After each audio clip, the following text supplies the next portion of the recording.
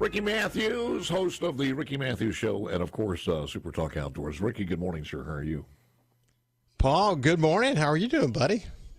Staying busy. We got so many different stories. We started off with roast ears and Mr. Bean this morning, and it's just gotten worse since then. You never know. Every show takes on a different flavor, and it was roast ears this morning. It's roast ears day today, by the way. Just sweet corn, the official designation. Good. Speaking of food, give me your insight on this. When you had Mr. Mahoney on what was it, a couple of days before this broke or the day before it broke? But give me your thoughts on this one, being that you're on the coast and you know what the vibe is there. Yeah, it's such an interesting thing. If it's possible for a restaurant to be literally intertwined with culture and social, the social setting, Mardi Gras, so much about Mary Mahoney's restaurant is ingrained in the history and the way of life here in coastal Mississippi. So to learn that they were passing off frozen foreign seafood as fresh Gulf seafood, and we now know the story behind it, some 29 tons and pleaded guilty and so on. It's kind of rocked the world of coastal Mississippi. And, I wrote about it. I tell you, the main reason I wrote about it, when Bobby was on the show, he didn't mention to me the day actually that he was on my show. The news broke. He did not mention to me that this news was coming. And his lawyer, or one of the lawyers involved in this, told me that he wasn't in a position where he could tell me because it was sealed. But I wrote about it because, look, when I was publisher of the Sun Herald for most of my career, most special events, most hostings of corporate and special guests happened at Mary Mahoney's. I love Mary Mahoney's. Incidentally, they fixed these things some 5 years ago. So this is a case that's been boiling for quite a long time, and basically came to some conclusions. There are some additional conspirators that we are yet to learn about, that once they settle with the feds, we'll learn about them as well. But it reminds us once again how important the seafood industry is to coastal Mississippi. I mean, the thousands of jobs it has employed. It's part of our economy. It's part of our culture. And, the seafood, Gulf fresh seafood, is sought after by people from all over the world. And I mean, to me, this is an opportunity to take this unfortunate moment and sort of turn the page and refocus on how we can get Gulf fresh seafood labeling again. That bill, incidentally, in 2021 was killed. We had a wonderful labeling bill before the Mississippi legislature, and it died in committee. And I'm told by someone very close to this that it was the Restaurant Association that killed it. So I've got more to learn. But unfortunately, once again, we had Hurricane Katrina, we had the oil spill, we had the algae bloom after the Bonnet Carré spillway, all these moments to remind ourselves why Gulf fresh seafood is so important to coastal Mississippi. And now we had this new case. I think it's time for us to embrace labeling in the way that other states have done and move this thing forward and get this tough chapter behind us. Because I have some questions on this too, and I asked the Commissioner of Agriculture and Commerce, Andy Gibson, earlier this morning, and if you don't mind, let me read what he said about this one, an overview. He said there, because my question was, I thought we did have an origin bill that did pass and was signed, but he says there are state and federal laws on country of origin labeling, or COOL, C-O-O-L, for catfish, shrimp, and seafood by both retailers and suppliers. The Mississippi Department of Agriculture does handle several types of COOL inspections, meaning country of origin. Under our specific catfish laws, Mississippi Department of Commerce also has an MOU, a Memorandum of Understanding, with the Mississippi Department of Health for restaurant COOL inspections, because Mississippi Department of Health generally handles the restaurant inspections. We also partner with FDA, which we understand has been investigating the Mary Mahoney case. I read the federal Mary Mahoney charges. With the Mahoney case, there was allegedly a fraudulent misbranding of the fish and the species sold, more than the country of origin misrepresentation. As far as we know, writes Andy in this memo, the fish itself may have been labeled properly as to the origin at the time of purchase from the supplier, but was misbranded as another species altogether on the menu. Hope this helps at a time when neither FDA nor the Mississippi Department of Health has contacted MDAT, Mississippi Department of Agriculture, about this particular case. And then a follow-up with that was one last thing. Our Mississippi catfish labeling law specifically provides for a statement in each restaurant that U.S. farm-raised catfish sold here. That affirmative statement on menus and in restaurants gives the consumers confidence, and it's worked well. Maybe Mississippi and the industry should look at similar procedures for these other types of fish, currently not required on the law. And I think that's where this is probably going to go during the next session. Your thoughts? Yeah, I hope this is where it will go. As I mentioned, in 2021, a terrific bill was before the Mississippi legislature. It was Mississippi Seafood Marketing Law of 2021 to require certain consumer notice and country of origin labeling. Listen, I talked to a seafood wholesaler. I've got one that's going to be joining me tomorrow from Alabama to talk a little bit more about this. But he says, the Mahoney's thing is simple, but it's also not simple at the same time, because you got this issue of wholesale domestic seafood versus import. As he says, is a much more complicated issue. You think about seafood availability, willingness to pay, free markets, free trade, truth in advertising. It goes into great detail about all that. But he says at the end of the day, what Mahoney's did was outside the law and unethical. But he said restaurants have been benefiting from legal but borderline unethical practices for years.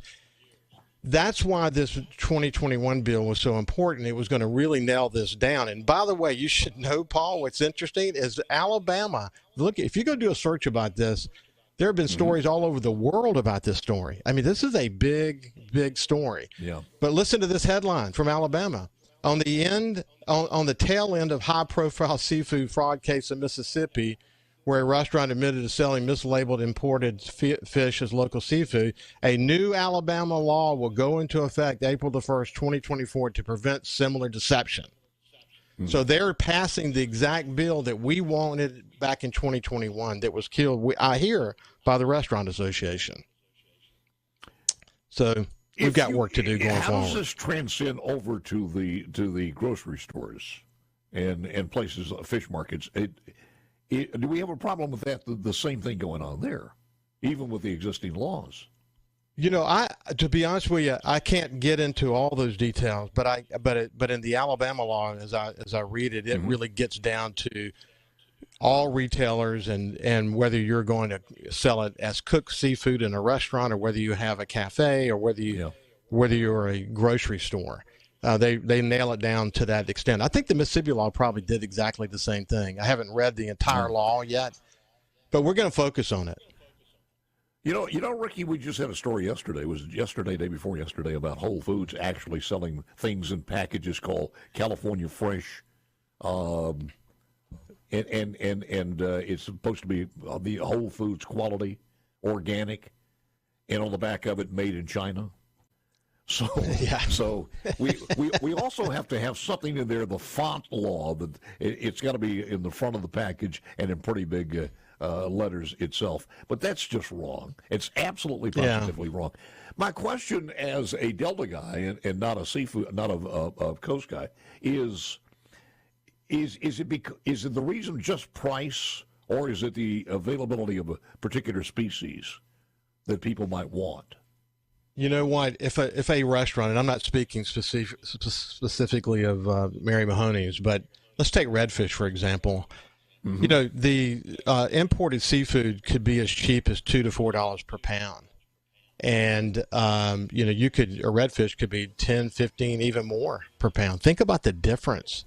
And if you're selling it on the menu, is why? Well, I got a quick break here, but I want to ask you why, because look. In catfish, if we wanted to make it cheaper, we could do, the cattle farmers could put their cattle poop in there and the catfish could eat that. They would save a lot, and you could save on catfish. But if you want that, just go buy the Vietnamese stuff. So it does cost more to give the quality that you need and you expect for your family. And that transcends to the the cost in a restaurant or a supermarket. We'll continue that conversation in just a moment. Ricky, I don't think we have enough restaurant inspectors out there, because I don't know. They're from the Mississippi Department of Health, and if you wanted to get more information, go to their website, because they have some of the gradings there. I will say this: you talked about the Sun Herald. Sun Herald is probably one of the very few that I know that actually publicizes some of the violations from some of the restaurants. It's a courage thing, because you don't want to make any sponsors mad. But a lot of papers don't do that. A lot of media just, we don't do those violations anymore in the hometowns. Yeah, listen, when I was publisher of the Sun Herald, it was always something we thought the public deserved to know. And if a particular restaurant got a low rating and we publicized it, I would usually hear from them. But my answer to them was simply, get it right, get it fixed. Yep. Yep. And so the public accountability is a good thing, and it makes for a better situation. All right, but here's my other question, and then I'll let you finish. The other question of that is, would that violation of the menu and offering fish that are not labeled correctly, would that be part of that grading system, or do you know? In other words, it would have more to do than just the cleanliness. Yeah, to be honest with you, I'm not sure if we are able to pass the 2021 labeling bill that would differentiate between domestic and imported in restaurants on the menu, similar to what Alabama just passed as a literally direct response to this situation. I'm not sure who would be the one that would be making sure that happens, but there are already, as we've learned, there are already very significant federal laws about labeling. Mm-hmm. The FDA is responsible for dealing with those, and that's a good thing. I just think we need to take it to the next step. But you mentioned the catfish farmers. What catfish farmers have done in Mississippi around this has been a great best practice, and we just need to follow that. I mean, I would think that the commercial fishermen and those who want to have a culinary experience for visitors and anyone who lives here that is pure, that they would really covet the opportunity to brag about Gulf fresh seafood. I'm surprised we can't get that done. But sometimes, there's a powerful lubrication to change that comes from pain. Looking forward, we need to take advantage of this moment, this painful moment in coastal Mississippi, and get it done. I think legislation is called for, and we should react just as quickly as Alabama has reacted. I don't know if you've seen this, but the U.S. Food and Drug Administration this morning said consumers should avoid eating shellfish from Oregon and Washington State. This was on national news, and they said it may be contaminated with toxins that cause paralyzing shellfish poisoning. At least 31 people have been sickened in Oregon. According to the state health officials, the warning says to avoid oysters and bay clams harvested from a couple of the bays in northern Oregon, and some of that is sold in a lot of different places. So there you go, another reason to buy locally. My question was, when we left, is why is it so? How did they manage to harvest this in a foreign country or in a place way far from here and still offer it so cheap? That really is a great question. I actually, I went to look at this particular perch. It's actually a freshwater perch in Africa, and where they're getting it is in one of the largest lakes in the world. And someone along the way complained about mercury poisoning, and they've done a lot of testing to say that that's not going to be an issue. But apparently, but even in this lake where perch used to be widely available, it's now not threatened, but certainly prices have risen because the demand is so high. So my sense is there's a lot of substituting probably going on around the world, but they get it in such large quantities, and these fish are actually quite large.